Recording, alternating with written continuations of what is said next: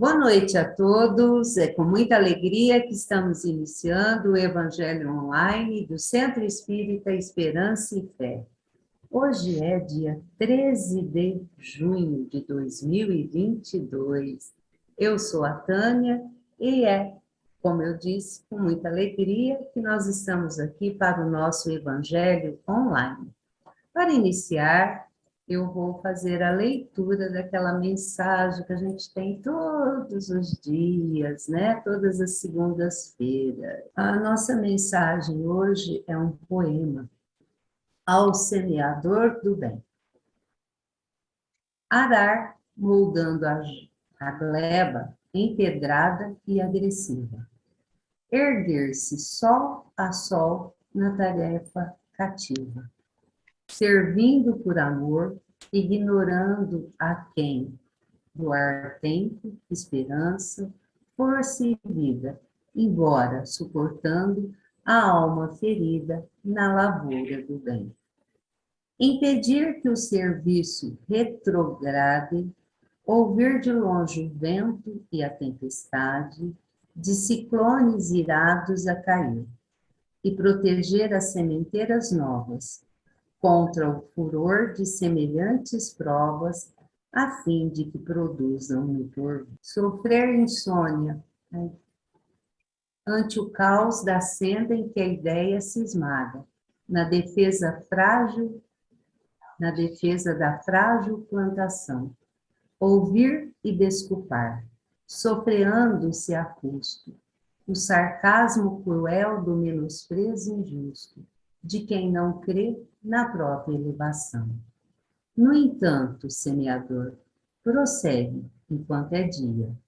Entoa no trabalho as canções da alegria, ao ritmo da fé que te apoia e conduz. E, após o anoitecer, nas orações que levas, contemplarás além, abrindo-se nas trevas, o sereno esplendor da seara de luz. Livro Caminhos do Amor, Espírito Maria Dolores. Então, assim, iniciamos o nosso Evangelho online. Eu vou convidar a nossa amiga Iraídes para fazer a nossa oração inicial. Seja bem-vinda, Iraídes. Boa noite, meus irmãos. Boa noite, Iraídes. Louvado seja Deus, nós aqui novamente, reunidos em torno do Evangelho do Mestre, né? Comungar essas energias maravilhosas, né? Que adentra nesses instantes nossos lares, nossos corações, não é? Assim, não sei vocês, meus irmãos, mas a segunda, meu coração aguarda. É um encontro maravilhoso. Pudera eu quisesse, né? Eu quero que todos meus irmãos possam sentir essa alegria que eu sinto com a presença ilustre dos benfeitores, trabalhadores do José Marques Garcia, tantos irmãos trabalhadores. Então, vamos juntos nesse instante elevar o nosso pensamento a Deus, nosso Pai, a Jesus, nosso mestre, irmão maior, a essa pleide de espíritos de luzes que tanto nos trata, nos socorre a todos os instantes, que nos ampara com todo carinho, com tanta bondade, meus irmãos. Nós agradecemos. Senhor, nós te agradecemos. Nós agradecemos as benesses do seu santo evangelho na nossa vida, dos nossos amigos, dos nossos irmãos, dos nossos familiares queridos. Abençoe, Senhor, todos nós nessa noite maravilhosa. Também vai a nossa prece pelos irmãozinhos que estão nesse instante sofrendo, aqueles que estão lá na guerra, ou aqueles ainda que se acham em guerras interiores, com ódio, com rancor, aqueles ainda que não compreendem, Senhor, o seu santo evangelho, a seu santo convite de paz e de amor. Que possa, nesse instante, todos aqueles que estão ligados conosco, por afeição, por pensamento, que recebam também essas energias. Obrigada, Senhor, pela oportunidade. Obrigada, Jesus. Obrigada, Mãe Maria Santíssima. Obrigada, José Marques Garcia. Obrigada, meus irmãos. Nós que agradecemos, Iraídes. Agora eu quero chamar o Guilherme. O Guilherme irá fazer para nós a leitura do Evangelho. Já compartilhei aí, Guilherme? Obrigado, Tânia. Dá para ver, certo? Aliança da ciência e da religião. Item 8. A ciência e a religião são as duas alavancas da inteligência humana. Uma revela as leis do mundo material e a outra as do mundo moral. Tendo, no entanto, essas leis o mesmo princípio que é Deus. Não podem contradizer-se. Se fosse a negação uma da outra, uma necessariamente estaria em erro e a outra a verdade, porquanto Deus não pode pretender a destruição de sua própria obra. A incompatibilidade que se julgou existir entre essas duas ordens de ideias provém apenas uma observação defeituosa e de excesso de exclusivismo, de um lado e de outro. Daí um conflito que deu origem à incredulidade e à intolerância. São chegados os tempos em que os ensinamentos do Cristo têm de ser completados, em que o véu intencionalmente lançado sobre algumas partes desse ensino tem de ser levantado, em que a ciência, deixando de ser exclusivamente materialista, tem de levar em conta o elemento espiritual, e em que a religião, deixando de ignorar as leis orgânicas e imutáveis da matéria, como as duas forças que são, apoiando-se uma na outra e marchando combinadas, se prestarão mútuo concurso. Então, não mais destemida pela ciência, a religião adquirirá inabalável poder, porque estará de acordo com a razão, já se lhe não podendo mais opor à irresistível lógica dos fatos. Evangelho segundo o Espiritismo, capítulo... não dá para enxergar. Não vim destruir a lei. Capítulo 1, não vim destruir a lei. Obrigado, Tânia. Nós que agradecemos, Guilherme. Muito obrigada. E agora, meus amigos, eu quero chamar aqui, né, para o nosso estudo da noite, esse jovem que, desde mais meninote, né, porque ele ainda é um menino, né? Comparado comigo, ele é um menininho, né? O Pedro Amato. O Pedro, que faz parte lá do Centro Espírita... João Ferreira. É isso, Pedro? Então, Pedro, seja bem-vindo, que a espiritualidade amiga o proteja, o abençoe, e que você possa ter todo o discernimento para que você possa passar para nós este estudo que é de grande valia. Seja bem-vindo, meu amigo. Que assim seja. Muito obrigado, Tânia. Muito obrigado a todos pelo convite. É uma honra e uma alegria muito grande poder estar aqui com vocês na noite de hoje. Eu já estive fazendo um comentário no centro, se eu não me engano, acho que foi em 2013, sobre o nosso querido José Marques Garcia. e é uma alegria muito grande poder retornar hoje e estudarmos juntos, né? Pois Uma alegria, uma honra é. muito grande. Oi? Era quando o Marcinho ainda estava entre nós, encarnado, né?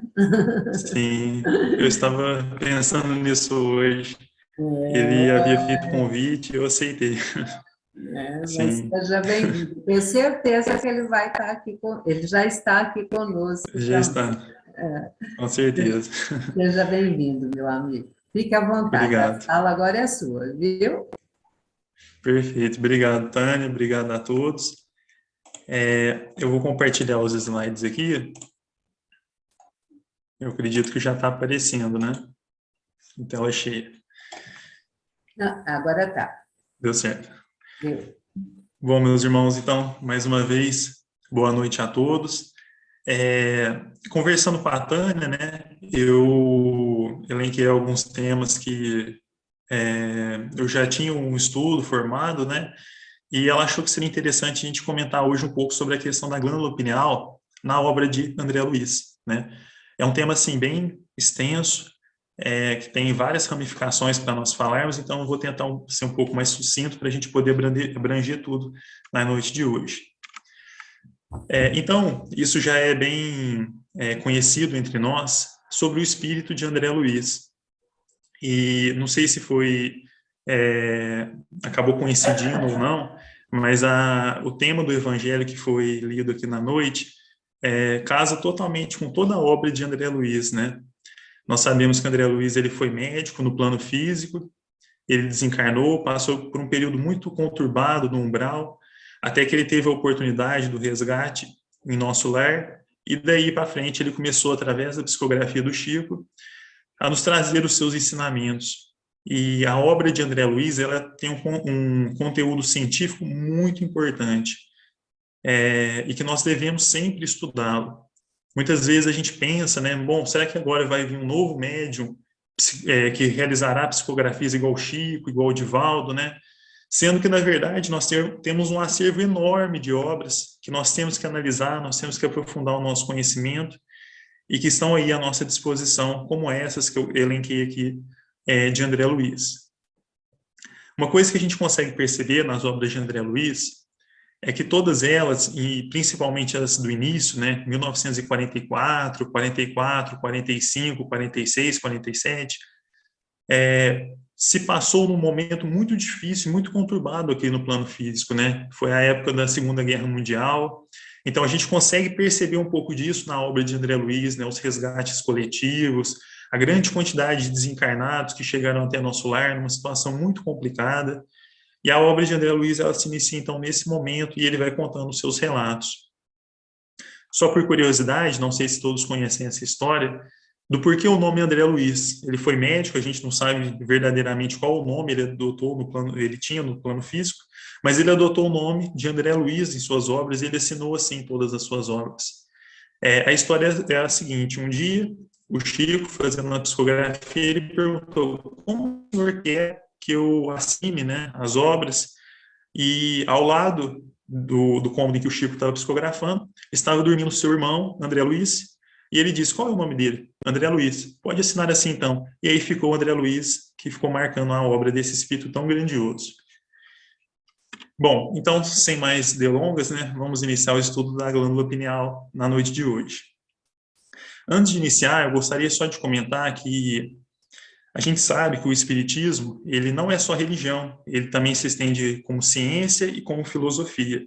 Então, hoje nós vamos tentar abranger essas duas partes, tanto a questão científica quanto a questão da parte religiosa e a parte espiritual, que é o que nós estamos tão necessitados, né?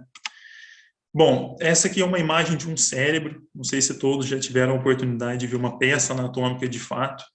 A gente percebe várias setinhas, né? Mas o que eu queria mostrar para vocês, não sei se o meu apontador está aparecendo, mas aqui, nessa região, nós temos a glândula pineal. É essa glândula aqui. Então, a visão que nós estamos tendo dela é uma visão lateral. É essa glândula aqui que nós vamos discorrer na noite de hoje. Essa pequena glândula, uma estrutura tão pequena, né, em relação a todo o cérebro, mas que tem uma importância muito grande. Só localizando ela ela está aqui próxima ao cerebelo, que é um órgão que nós temos no nosso sistema nervoso central. Aqui é a região do tronco encefálico, a região do corpo caloso e a região do cérebro propriamente dito com os seus lóbulos. Então, a glândula pineal está localizada aqui. Bom, por que ela tem esse nome, né? Glândula pineal. Ela tem esse nome porque ela parece, se a gente olhar, né, a estrutura dela, ela parece muito uma pinha. Então, por conta disso, o nome dela corriqueiramente começou a ser chamado de glândula pineal, por conta dessa aparência dela.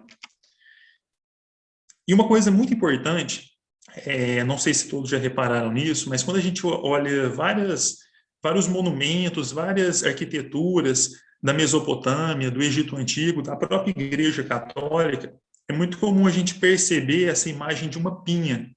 A gente sempre percebe, se a gente olhar agora, nessas imagens do Egito, da Mesopotâmia, da Igreja Católica, essa presença dessa pinha. Porque a pinha, ela simboliza justamente essa relação entre o plano físico e o plano espiritual. Ela tem esse simbolismo. E eu gostaria de destacar aqui o significado da pinha no Egito Antigo.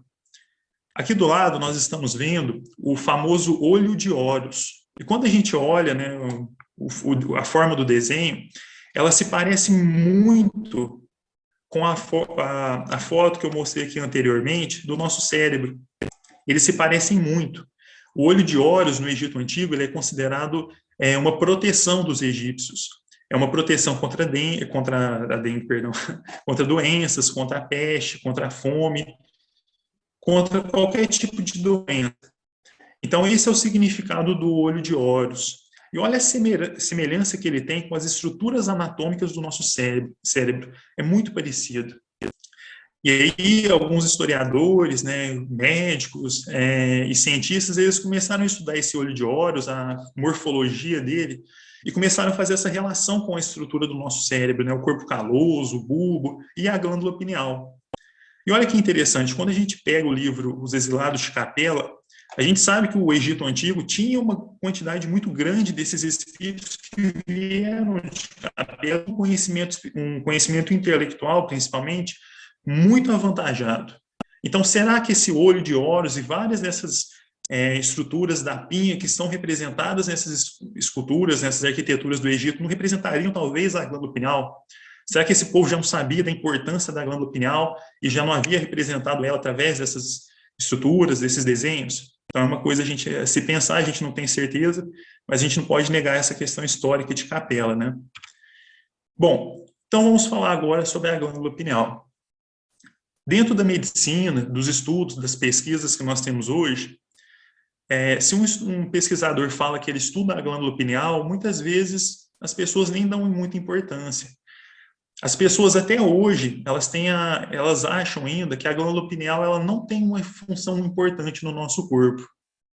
Ela não é um órgão, não é uma glândula, não é uma estrutura assim, muito importante no nosso corpo. Ainda existe esse certo preconceito. E isso existiu assim, ao longo de toda a história.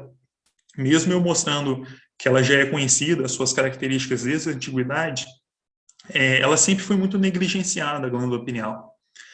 Em 1640, esse matemático, filósofo chamado René Descartes, ele, naquele contexto, né, da Europa, da Revolução Científica, ele começou a estudar muito sobre os cadáveres, né, fazendo a dissecação das peças anatômicas, observando o cérebro, e ele percebeu uma coisa interessante. Ele percebeu que tudo no nosso cérebro, ele tem duas partes, menos uma estrutura, a glândula pineal. Ele percebeu que a glândula pineal ela era única, tudo no nosso cérebro era duplo. Óbvio que, dentre as limitações da época, né? Mas ele percebeu que tudo no nosso cérebro era duplo, menos a glândula pineal. E aí, por conta disso, ele começou a dizer que a glândula pineal era a sede da alma. Era o local em que o nosso corpo estabelecia contato com a nossa alma. Isso lá em 1640, com a fragilidade do estudo anatômico, né? Hoje é muito mais desenvolvido, a gente conhece muito mais do cérebro, mas na época ele tinha essa consideração. E passou-se muito tempo, e a glândula pineal, como eu disse, ela foi sempre muito negligenciada. E olha que interessante, em 1945, André Luiz, através do livro Missionários da Luz, ele afirma, através da psicografia do Chico, que a glândula pineal, ela representava no nosso corpo o local em que a potência divina dormia embrionária. Então, ele ressalta uma importância muito grande para a glândula pineal no nosso corpo, tanto físico quanto espiritual. E olha que interessante, 9 anos depois, em 1954, vários estudiosos na Europa começaram a estudar novamente a glândula pineal. E em 2001, esse pesquisador que eu estou mostrando ele aqui na última foto, o Reiter, ele começou a fazer os estudos sobre a glândula pineal e ele descobriu e ele dissecou muito sobre isso em relação à melatonina, que é um hormônio produzido pela glândula pineal. Muitos talvez já devem ter ouvido falar, a gente vai comentar um pouco sobre ela, mas só em 2001 que isso foi se desenvolvendo e reconhecer uma importância mais grandiosa para a glândula pineal, sendo que em 1945 André Luiz já tinha dito isso. E a ciência foi descobrir isso anos depois. Então, daí a importância de a gente estudar as obras do Chico e principalmente as obras do André Luiz. Então, aqui está o relato que Descartes faz sobre a glândula. E agora vamos comentar alguns pontos importantes, né? Eu estou falando toda hora aqui da glândula, vamos entender o que é essa glândula mesmo. Se a gente pegar uma linha, traçar uma linha, dividindo o nosso rosto ao meio, dividindo o nosso nariz ao meio, no sentido tanto vertical quanto horizontal, a intersecção, o ponto de união dessas duas linhas no centro da nossa cabeça vai localizar exatamente a glândula pineal. Então, ela está na intersecção dessas duas linhas. Ela está exatamente no meio da nossa cabeça, digamos assim. Aí eu pergunto para vocês, será que uma estrutura tão protegida assim, será que ela, conforme as pessoas falam, né, que ela não tem função, que ela não exerce função no nosso corpo, será que uma estrutura tão protegida, ela não teria função no nosso corpo? Olha para a gente ver, ela está exatamente no centro da nossa cabeça. Para comprovar isso, eu trago aqui uma imagem de uma tomografia. E os radiologistas, quando eles vão fazer uma tomografia, vão fazer a análise, para eles se localizarem, né, porque a tomografia são vários cortes, para eles se localizarem onde que eles estão analisando essa tomografia, eles tomam como base a glândula pineal, porque ela tem na sua consistência cristais de hidroxiapatita, que são como se fossem os cristais que compõem o nosso osso, por exemplo. E esses cristais, eles são muito radiopacos, então nos exames de imagem ela fica bem branca, bem radiopaca. Então é fácil de localizar. E conforme a gente pode ver aqui, ela está exatamente no centro do nosso crânio mesmo. Então, para a gente ver a localização dela. Quando a gente analisa uma microscopia eletrônica, e aí só justificando, esse aqui é um artigo de uma tese de doutorado do Dr. Sérgio Felipe, que é um estudioso da glândula pineal, para a gente ver, aqui a gente tem uma microscopia eletrônica, que é como se a gente estivesse olhando lá nas células da glândula pineal. E aqui a gente percebe justamente esses cristais de hidroxiapatita. E olha que interessante, quando a gente pensa em cristais, assim, em minerais, eles têm características magnéticas. Então, eles regulam a captação magnética. E a gente sabe que as vibrações espirituais, elas se movem através de ondas eletromagnéticas. E isso vai justificar a função da glândula pineal, que nós vamos comentar depois. Aqui um corte histológico da glândula pineal, mostrando as suas células. Aqui mostrando, né, a irrigação da glândula pineal. Existe um princípio em anatomia que fala assim, quanto mais sangue um órgão recebe, mais importante ele é. E a glândula pineal, ela recebe muito sangue, ela é muito irrigada. Será que uma estrutura que, conforme as pessoas falavam, não tinha importância, precisaria ser tão irrigada e não tem tanta importância assim? E ela é muito irrigada, ela é irrigada pela nossa artéria cerebral posterior e uma quantidade de sangue muito grande. Bom, mais um ponto importante, só por curiosidade mesmo, essa região central do nosso cérebro a gente chama de diencéfalo. E quando a gente está lá na barriga da nossa mãe se desenvolvendo, esse diencéfalo ele gera 3 brotos. 2 desses brotos vão formar os nossos olhos. O terceiro broto fica dentro da nossa cabeça, que é a glândula pineal. Então, quando a gente pensa na origem embrionária da glândula pineal, ela tem a mesma origem dos nossos olhos. Olha que interessante.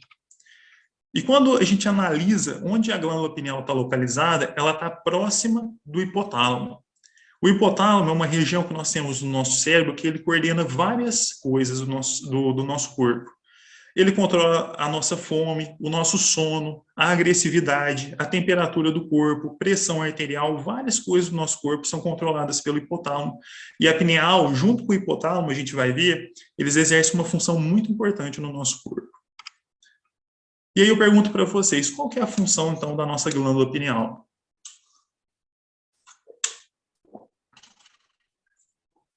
A glândula pineal, quando a gente pensa, por exemplo, no nosso coração, qual que é a função do coração no nosso corpo? O coração, ele bombeia sangue para todo o nosso corpo. Quando a gente pensa, por exemplo, no nosso cérebro, ele é responsável por pensar, pela parte cognitiva. Quando a gente pensa nos nossos rins, eles são responsáveis pela filtração, né, por eliminar do nosso corpo as toxinas, né?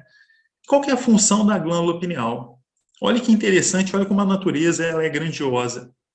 A glândula pineal, ela tem a função de ser o relógio do nosso corpo.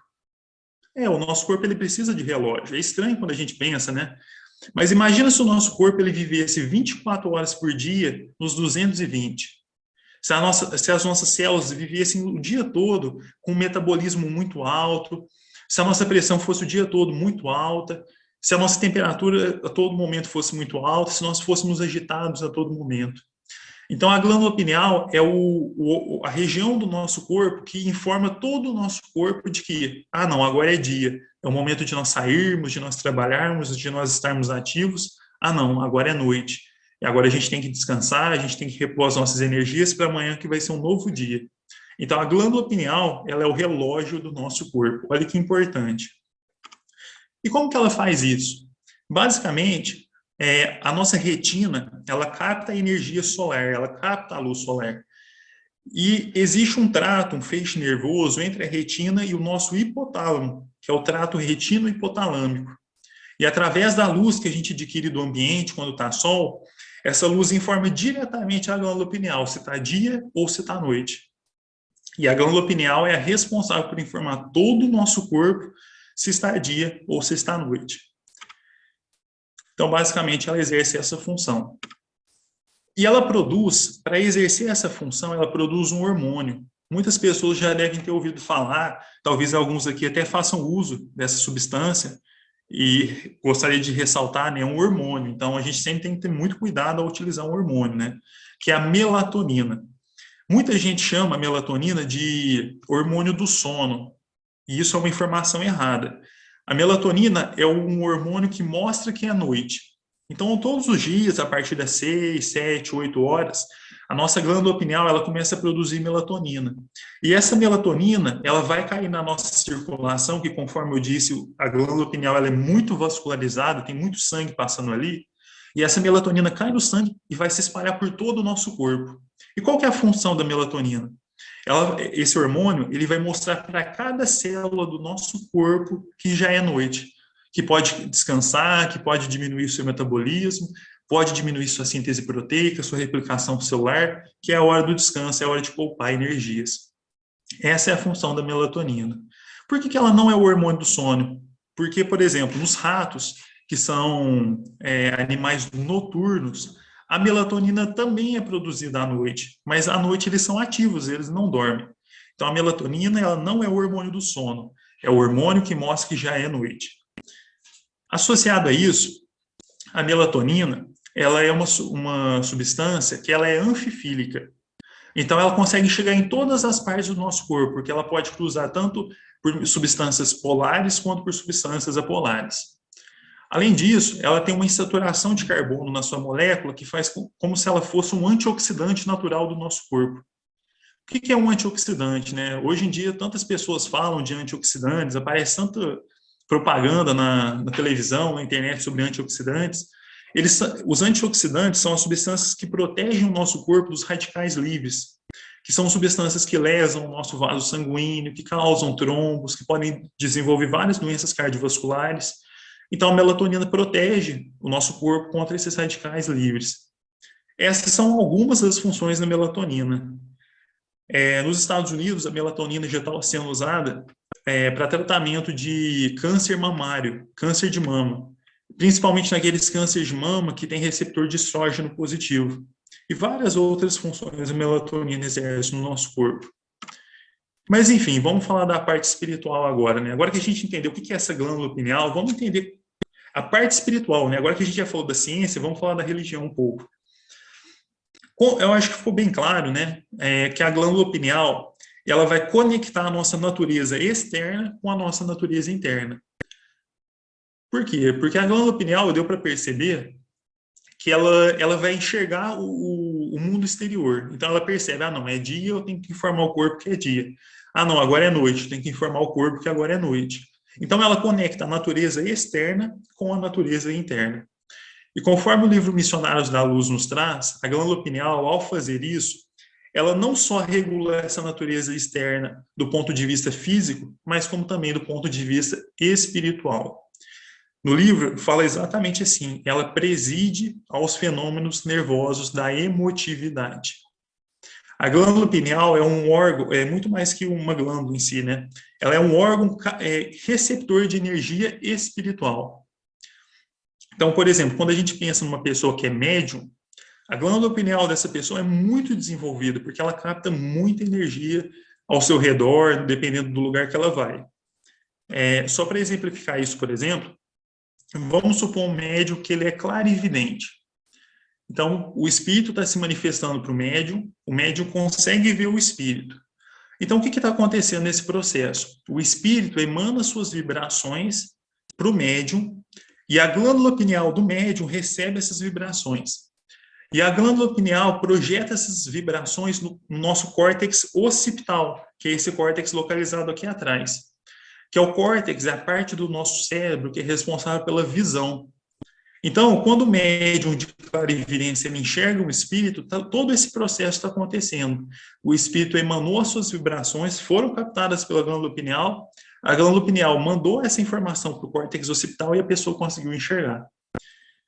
Não sei se aqui na reunião tem algum médium, né, em específico, clarividente, de psicografia, mas olha que importante, já que a glândula pineal ela é tão desenvolvida nos médiums, qual que é uma característica importante que a gente sempre nota numa pessoa que é médium? Se é uma pessoa assim, que recebe muita energia. É uma pessoa que está recebendo energia a todo momento. Então, é uma pessoa que, dependendo do lugar que ela vai, ela recebe uma energia boa. Dependendo do outro lugar que ela vai, ela recebe uma energia ruim. Então, é uma pessoa que, às vezes, no nosso dia a dia, a gente fala assim, tal pessoa é bipolar. Uma hora ela está feliz, outra hora ela tá triste, mas não é. A mediunidade dela é tão desenvolvida que, dependendo do lugar que ela vai, ela recebe boas energias, energias ruins, e isso vai modulando o humor da pessoa. É muito comum pessoa que é médium ranger os dentes à noite. Por quê? Porque é tanta energia que ela está absorvendo do ambiente, é tanta energia que está chegando na glândula pineal dela, que durante o sono ela começa a ranger os dentes. É comum também pessoas que são médiums desenvolverem pedra na vesícula, pedra nos rins. Por quê? Porque é tanta energia que ela está recebendo que ela não consegue lidar com aquilo. Então, essa energia passa a se materializar no corpo. Através do quê? Através de pedras, através de cistos no ovário, por exemplo, e vários outros. Então, são essas pessoas, às vezes, que mudam de humor muito rápido, pessoas que, às vezes, rangem os dentes à noite, pessoas que nunca conseguem focar em nada. Então, às vezes, a gente fala, aquela pessoa lá, ela não consegue focar em nada. Mas não é, porque é tanta energia chegando na glândula pineal que uma hora ela foca numa coisa, outra hora ela foca em outra e ela não consegue focar em nada, porque é muita energia chegando nela.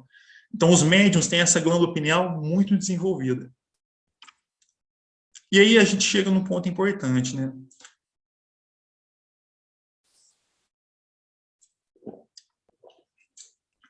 Nós sabemos que nós somos formados por corpo, perispírito e espírito. Isso já é bem consolidado por todos nós. Mas como que ocorre essa influência entre uma parte e outra? A obra do Chico ela nos deixa bem claro todo esse processo. No nosso corpo, a gente tem vários nervos espalhados por todo o nosso corpo. E toda vez que a gente tem um conjunto de nervos, a gente chama esse conjunto de nervos de plexo. Então, plexos são conjuntos de nervos. Então, a gente tem, por exemplo, o nosso plexo braquial, que movimenta os nossos braços. A gente tem o nosso plexo lombosacral, que movimenta as nossas pernas, que participa da inervação de várias estruturas. E todos os plexos, todos os grupamentos de nervos, eles também são regiões de recepção e emissão de energia. E isso é muito importante, isso está falando lá no livro Evolução em Dois Mundos. E olha o que o Chico nos traz lá no livro Entre o Céu e a Terra. Ele fala o seguinte, isso não sou eu que estou falando, não, isso está escrito exatamente lá no livro, eu copiei e colei do livro. Lá no livro, o Chico fala assim, que associados a esses plexos, então o plexo, só para entender, o plexo é matéria, o plexo está no nosso corpo, é o plexo braquial, o plexo lombosacral, ele está no nosso corpo. Associado aos plexos, no nosso perispírito, nós temos 7 centros de força. Algumas pessoas chamam de chakras. Eu vou adotar o termo aqui, centro de força, porque é o que o Chico adota no livro. Então, olha que interessante. Cada centro de força está associado a um plexo do nosso corpo. Então, eu vou dar um exemplo. O centro de força cardíaco, que é responsável pela emoção, pela sensibilidade, ele está associado ao nosso plexo cardíaco, que é o conjunto de nervos que vão inervar o nosso coração. E olha que interessante. Então, a gente tem uma associação entre perispírito e corpo, a partir disso. O perispírito com os centros de força, então essa parte mais espiritual, e o nosso corpo com os plexos. Mas também, além dos plexos, os centros de força, eles vão interagir com as glândulas do nosso corpo. E qual que é o principal centro de força que nós temos no nosso perispírito? É o famoso centro coronário, né, que quando os passistas vão dar o passe, eles muitas vezes eles direcionam suas energias no centro coronário, isso está certo. Por quê? Porque conforme o livro nos traz, e também no livro Evolução em Dois Mundos, ele comenta especificamente, o André Luiz, né, o Chico, eles nos trazem sobre o centro coronário. No centro coronário, ele controla as energias de todos os outros centros de força e, consequentemente, de todos os plexos de todo o nosso corpo. E olha que interessante. Qual é a associação do centro coronário no nosso corpo? Existe um plexo coronário? Óbvio que existe os nervos, enfim, mas a associação entre o centro coronário no nosso corpo é através da glândula pineal. Então, olha que interessante, o centro de força mais importante, que é o responsável por ajustar e controlar todos os outros centros de força, ele está associado no nosso corpo com a glândula pineal. Então, a glândula pineal ela tem uma função importantíssima no nosso corpo. Eu não sei se está dando para chegar a essa conclusão, mas só para deixar claro, a glândula pineal ela é como se fosse uma ponte. A glândula pineal, ao mesmo tempo que ela recebe energia de fora para dentro, ela também traz energia de dentro para fora. Então, tanto a energia que a gente capta do ambiente, dos espíritos em que nós estamos próximos, como também as energias que vêm dentro de nós. E quais são essas energias? O nosso pensamento e a nossa vontade. Então, só para deixar claro, como é essa relação espírito, perispírito e corpo físico? No espírito está o nosso pensamento, a nossa vontade. O espírito é isso. O nosso espírito, do nosso espírito parte o nosso pensamento e a nossa vontade. Esse pensamento, essa vontade, alcança o nosso perispírito, alcança os nossos centros de força. E dos nossos centros de força, essas energias, esses pensamentos vão alcançar o nosso corpo físico. Através do quê? Através dos plexos e através das glândulas. Então, só para exemplificar aqui como que essa relação ocorreria. No início do livro Missionários da Luz, André Luiz, como de costume, ele começa descrevendo uma reunião espírita que estava acontecendo. Nessa reunião espírita, tem 18 pessoas compondo essa reunião. É uma reunião de comunicação. Dessas 18 pessoas, 6 pessoas são médiums. E 6 pessoas estão sentadas na mesa para receber os espíritos. Mas apenas uma dessas pessoas está em condições fidedignas para receber o espírito e para comunicar da forma como deve ser comunicado. As outras 5, todas elas têm alguma condição que está atrapalhando essa situação, essa comunicação. E aí o André Luiz, ele vai olhando o perispírito, o espírito dessas pessoas, ele vai analisando. E olha o que interessante. Uma dessas pessoas, um desses médiums que não está em condição de receber o espírito, ele é alcoólatra. E aí o André Luiz começa a analisar todo o perispírito e o corpo dessa pessoa. Ele começa a olhar o corpo, ele analisa o fígado da pessoa, ele vê que o fígado está numa esteatose, o fígado está aumentado, está amarelado, algumas áreas de cirrose, algumas áreas em que já houve destruição do parênquima hepático, com nódulos de regeneração. Então, ele vai percebendo isso na pessoa, além de todas as alterações gastrointestinais, toda a alteração que o álcool causa no nosso corpo. Ele também olha uma mulher que é obesa, e ele começa a descrever todas as alterações que a gordura causou no corpo da mulher. E ele mostra que na pessoa que não tem nenhum desses vícios, a glândula pineal e todas as glândulas de comunicação, elas estão exacerbadas, elas estão cheias de luz, elas estão repletas de luz. Então, a pessoa que está pronta ali para receber a comunicação, ela está cheia de luz. As glândulas, a glândula pineal em especial, ela está cheia de luz. Então, como que a gente chega, qual a conclusão que a gente chega? A gente chega à conclusão que toda a nossa vontade, todo o nosso pensamento, eles partem do nosso espírito, eles alcançam o nosso perispírito, e do nosso perispírito eles chegam ao corpo. E isso tem uma importância muito grande. E agora, caminhando para o final, eu tentei correr um pouco, porque eu não sabia se ia dar o tempo ou não, mas agora a gente vai falar verdadeiramente da nossa parte espiritual e reunir tudo isso que a gente comentou até agora. E eu vou comentar, né, fazer esse resumo através de uma mensagem que Alexandre, que é o espírito, o mentor espiritual de André Luiz, no livro Missionários da Luz, que ele traz aos espíritos. O que ele fala? O que o Alexandre traz aos espíritos?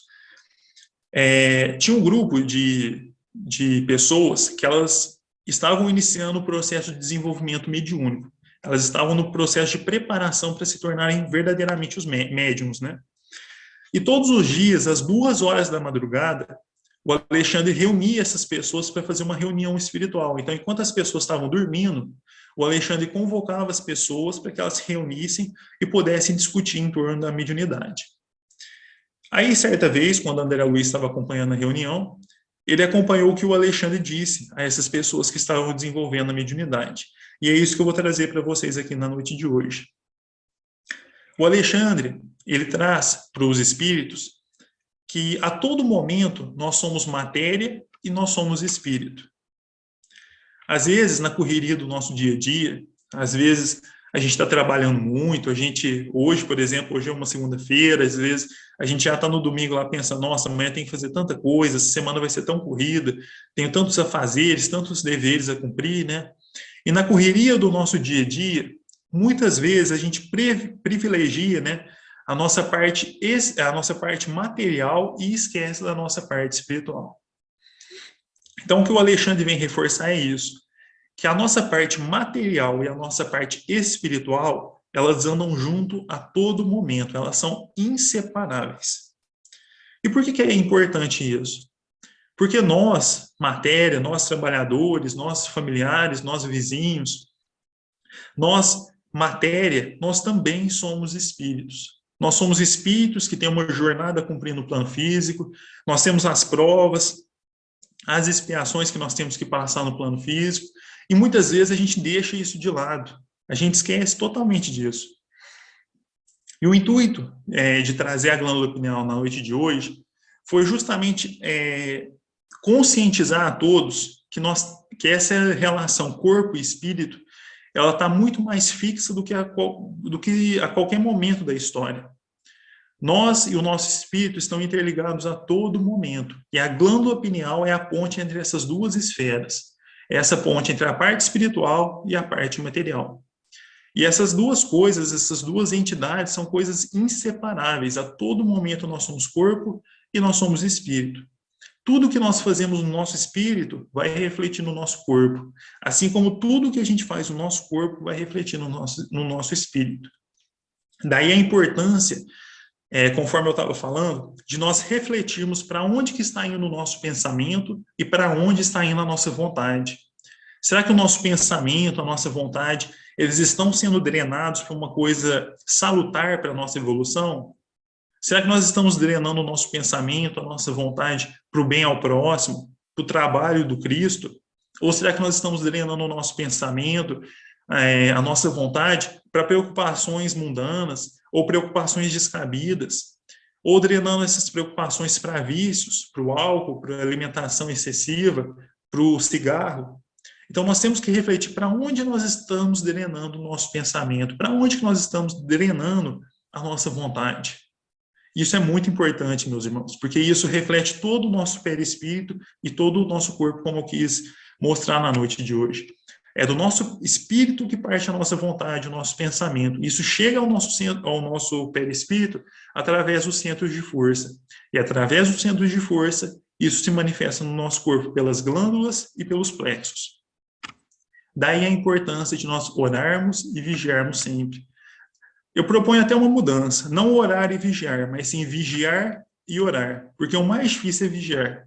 Oração a gente pode fazer a qualquer momento, mas a vigilância, impedir que um pensamento ruim, algum pensamento mundano chegue até a nossa mente, é muito difícil. E a partir do momento que esse pensamento ele se implanta na nossa mente, às vezes é uma preocupação descabida, uma preocupação que nem tem fundamento, e a gente permite que isso cresça na nossa mente e atrapalha totalmente o nosso desenvolvimento espiritual, o nosso desenvolvimento no trabalho, o nosso desenvolvimento em relação à nossa família. Então, nós temos que refletir muito sobre isso. E, para finalizar, Alexandre comunica a todos os espíritos que eu gostaria de comunicar essa informação a todos. Muitas vezes, quando nós estamos passando pelas nossas provas, nossas expiações, a gente acaba esquecendo muito da nossa jornada, que é tão fundamental. E durante as nossas orações, a gente sempre pede muita luz. Pai Celestial, traz mais luz na minha vida. Mas no dia a dia nós vivemos nas trevas. Às vezes, nas nossas orações, a gente pede, Pai, mentores, tragam felicidade para a minha vida, sendo que no dia a dia a gente dissemina tristeza e infelicidade entre os nossos familiares, os nossos amigos. Talvez nas nossas orações a gente peça paz, sendo que, na verdade, a gente vive em perturbações a todo momento. Talvez nas nossas orações a gente peça, Chico Xavier, esteja comigo no meu dia. Eurípides de Barçanufo, esteja comigo aqui agora. Mas a gente sempre pede para que eles venham até nós, e não nós a gente não desenvolva, né, o nosso espírito, a nossa condição espiritual para alcançar esses espíritos superiores. Então a gente tem que refletir muito sobre isso. Eu peço tanta paz durante as minhas orações, mas eu vivo com tanta ansiedade, vivo sofrendo tanto. Talvez a mudança deva partir de nós mesmos. Mas Chico Xavier, esteja comigo hoje, eu vou passar por uma prova, eu vou passar por um processo difícil no meu serviço. Esteja comigo. Mas muitas vezes a gente pede a aproximação dos espíritos superiores, mas nós não nos aproximamos até eles. E muitas vezes também a gente pede a ajuda, mas nós não nos oferecemos ao trabalho. Nós estamos eternamente dando trabalho à espiritualidade maior e não fazendo o principal, que seria trabalhar em função deles. A oportunidade de nós estarmos encarnados hoje, meus irmãos, é muito grande. Nós somos pessoas encarnadas e que nós podemos ser facilmente instrumentos dos mentores no plano físico. Mas, na maioria das vezes, os momentos, a gente dá trabalho aos espíritos ao invés de auxiliar e trabalhar em função deles. Então, que a gente possa refletir sobre isso, meus irmãos. Será que a gente está pedindo luz e vivendo nas trevas? Será que a gente está pedindo felicidade e vivendo na tristeza, disseminando tristeza? Será que a gente pede a proximidade dos espíritos superiores, mas ao mesmo tempo, pelas nossas ações, pelas nossas palavras, a gente se afasta deles? Então vamos pensar sempre sobre isso. Vamos sempre lembrar que a nossa glândula pineal, a todo momento, 24 horas por dia, ela está dentro da nossa cabeça. E a todo momento nós somos corpo e nós somos espírito. Nós somos espíritos encarnados, que temos uma jornada, que temos provas, que temos expiações. Por mais que o dia esteja corrido, por mais que a semana esteja movimentada, nós somos espíritos acima de tudo. E esse que é o principal, muitas vezes se deixa de lado. O meu intuito na noite de hoje foi justamente trazer essa noção a todos. A nossa glândula pineal, ela é um exemplo. O grande intuito da noite de hoje é trazer essa informação. Vamos lembrar da nossa parte espiritual. Vamos lembrar que, acima de tudo, nós somos espíritos. Nós temos que trabalhar e não dar trabalho aos espíritos superiores. Tudo aquilo que, às vezes, a gente pede na nossa oração, vamos tentar mudar primeiro em nós mesmos. Vamos vigiar sempre antes de orar. Essa é a informação, esse é o ensinamento que nós procuramos trazer na noite de hoje. Espero que tentei correr um pouco por conta do excesso de informação. Espero que tenha ficado claro a todos. se alguém tiver alguma dúvida. E, mais uma vez, gostaria de agradecer muito a Tânia, a todos do centro pela oportunidade. É sempre uma alegria, uma honra muito grande. E fico sempre à disposição para novos chamados. Muito obrigado. Que todos fiquem com muita paz, muita luz, sempre orando e vigiando muito. Ai, Pedro, eu estou aqui, olha, eu vou ter que, após a gravação do nosso estudo, eu vou ter que retomar, porque foi, assim, maravilhoso. Gratidão infinita, meu amigo, que a espiritualidade amiga o proteja, o abençoe a todos os instantes. E você foi a pessoa mais certa para falar, porque eu, a sua mãe, tem aqui a Deise, a Iraídes, que é professora, para falar sobre glândula pineal, não ia dar certo. Você, como estudante de medicina, tem todas as propriedades, todas as características para discorrer sobre esse assunto. Foi maravilhoso. Gratidão imensa, meu amigo. Muito obrigado mesmo. Até a Lívia, que colocou aqui no chat, agradecendo também, que foi maravilhosa. Acho que todos também gostaram muito. E pode ficar tranquilo, que você já está na minha agendinha, eu já te falei. Eu que agradeço, fico sempre à disposição. Eu que agradeço a sua mãe que está aqui conosco também. Então, muito obrigada, Pedro. E que você seja sempre abençoado em tudo que você faz, porque tudo que você faz com amor e dedicação. Imagino, obrigado. Agradeço. Nós que agradecemos. Ai, meus amigos, depois dessa aula, né, que nós depois vamos ter que tornar a pegar, ó, o Guilherme, o Júlio, aí agradecendo, Pedro. Nós vamos ter que tornar a assistir de novo para a gente poder assimilar ainda mais, né? Foi maravilhoso. Então, eu quero convidá-los para a próxima semana. A próxima semana nós vamos ter aqui um outro universitário, o Estevão Elias, né? Gonzalez Elias. Acho que é esse o nome do Estevão. O Estevão vai estar falando para nós sobre sede perfeitos. Então, todos vocês estão convidados. E na nossa última segunda-feira do mês de junho, nós vamos ter aqui o Marquinho do Arte Vida. Eu não me recordo agora o tema que ele vai falar do Evangelho, mas o Marquinho vai estar aqui conosco, representando a USA Intermunicipal de Franca. E eu quero já comunicar a todos que a partir de julho nós teremos um estudo continuado, serão acho que 4 ou 5 meses, sobre a obra Paulo e Estevão. Então, quem nunca leu o livro, quiser começar a ler o livro, então vai fazendo isso, porque nós teremos aqui, eu vou deixar ainda como surpresa, uma amiga que vai fazer esse estudo para nós, que é maravilhoso também, sobre Paulo e Estevão, o começo do cristianismo, que nós temos ainda que aprender muito, meus amigos. E agora, vamos para os nossos momentos finais. Enquanto o seu Adalto está preparando para a oração final, vamos serenar as nossas mentes, os nossos corações. Vamos dirigir as nossas orações para os nossos entes queridos, para os nossos irmãos que estão nos presídios, perambulando pelas ruas, os que estão nos hospitais, que todos possam receber toda essa energia benéfica que Deus, nosso Pai, envia para nós todos os dias. Esse momento também é um momento de nós mentalizarmos Jesus adentrando os nossos lares, fluidificando a nossa água, com o medicamento espiritual que cada corpo necessita. Então, meus amigos, nesse momento de paz, de amor,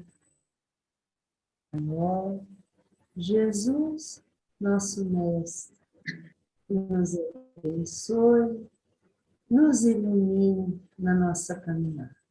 Seu Adalto? Sim. Nosso Pai, que estais em toda parte, santificado seja teu nome, no louvor de todas as criaturas. Venha a nós o teu reino de amor e sabedoria. Seja feita a tua vontade, acima dos nossos desejos, tanto na terra quanto nos círculos espirituais. O pão nosso do corpo e da mente, dai-nos hoje. Perdoa nossas dívidas, ensinando-nos a perdoar os nossos devedores, com esquecimento de todo o mal. Não permitas que venhamos a cair sob os golpes da tentação de nossa própria inferioridade. Livrai-nos do mal que ainda reside em nós mesmos, porque só em ti brilha a luz eterna do reino e do poder, da glória e da paz, da justiça e do amor, para sempre. Assim seja. Que a paz do nosso Mestre Jesus esteja sempre em nossos corações.